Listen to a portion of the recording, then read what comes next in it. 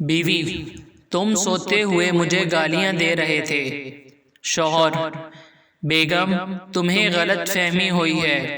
बीवी, क्या गलत फहमी हुई है? शौहर, यही कि मैं सो रहा था।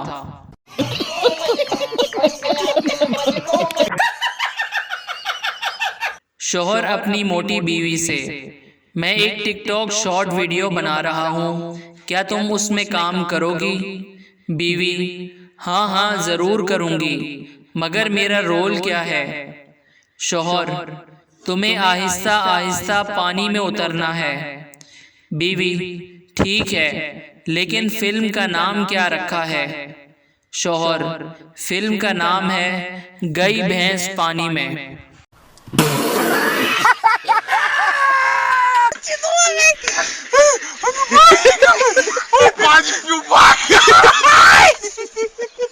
दो लड़कियां बस में सीट के लिए लड़ रही थीं। कंडक्टर, तुम दोनों क्यों लड़ रही हो? जो उम्र में बड़ी है वो बैठ जाए। फिर क्या होना था, दोनों सारे रास्ते खड़ी रहीं।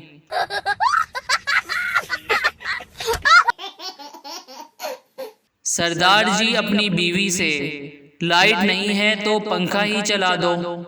बीवी शौहर से, आखिर तुम्हें क्या हो गया, अकल नहीं है क्या? सरदार जी, क्यों, क्या हुआ?